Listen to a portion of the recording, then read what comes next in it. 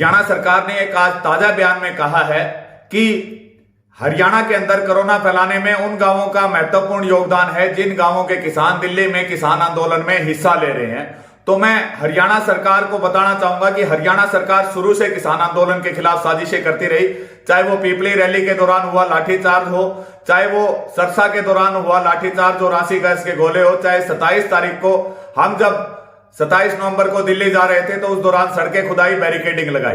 तो सबसे पहले मैं हरियाणा सरकार को बताना चाहूंगा कि जैसे वो कह रहे हैं कि हरियाणा में उन गांवों में कोरोना फैल रहा है जिन गांवों के किसान टिकरी बॉर्डर पर या सिंधु बॉर्डर पर आंदोलन में हिस्सा ले रहे हैं। सबसे पहले तो हरियाणा के सभी गांव, लगभग 6,500 गांव जो हैं, उन सभी गांवों के किसानों के डेरे जो हैं वो टिकरी बॉर्डर और सिंधु बॉर्डर पर लगे हुए हैं। हरियाणा में आज ऐसा कोई गांव नहीं है जिसकी इस आंदोलन में लगातार भागीदारी नहीं है। तो सबसे पहले तो आपका आंकड़ा यही गलत हो जाता है कि जिन गांवों के आज हरियाणा के सभी गांव उसमें हिस्सेदारी कर रहे हैं। दूसरी तरफ यदि किसानों के कारण कोरोना फैलता तो हम लोग 6 महीने से टिकरी बॉर्डर और सिंधु बॉर्डर पर लगातार हरियाणा के किसान डेरा डाले हुए हैं। वहां पर आज तक एक भी मौत कोरोना से नहीं हुई। 400 से अधिक शहादतें हमने दे दी। वहां पर जितनी मेडिकल सुविधाएं हमने उपलब्ध करा रखी है वो हरियाणा सरकार और केंद्र सरकार के लिए चैलेंज है। वहां पर हर 10 झोपड़ी के ऊपर एक मेडिकल कैंप है, हर 15 झोपड़ी के ऊपर एक MBBS और MD डॉक्टर है।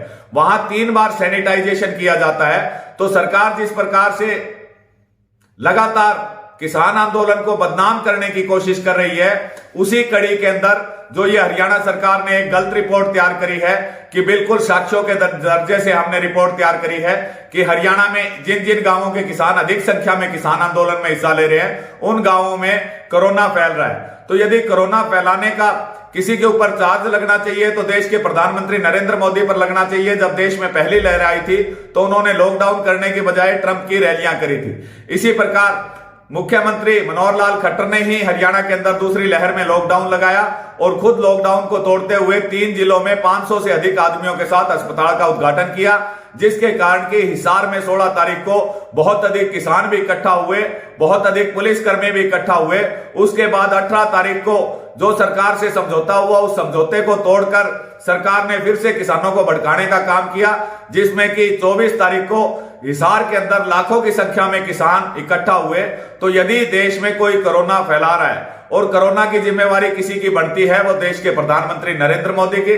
जहां तक बात करें हरियाणा की, तो हरियाणा में मुख्यमंत्री मनोहर लाल खट्टर खुद कोरोना की हिदायतों का पालन नहीं कर रहे हैं और अपने जो इल्जाम है, जो स्वास्थ्य सेवाओं की कमी है, जो ऑक्सीजन की कमी है, उसका इल्जाम जो किसानों के सर मोड़ने की कोशिश कर रहे हैं। शुरू में इन्होंने तबलीगी जमात के नाम पर कोरोना लगाया, बाद में तबलीगी खत्म हो गए। उसके बाद दिल्ली के अंदर शाहीन बाग वालों के ऊपर आरोप लगाया और उसके बाद आज ये किसान आंदोलन पर आरोप लगा रहे हैं। तो किसान आंदोलन पूरी तरह से साफ सफाई पर चल रहा है। पूरे देश में सबसे ज्यादा मेडिकल सुविधाएं यदि कहीं उपलब्ध है तो वो टिकरी बॉर्डर, सिंधु बॉर्डर और गाजीपुर बॉर्डर पर है। तो ये सरकार का आरोप बिल्कुल निराधार है।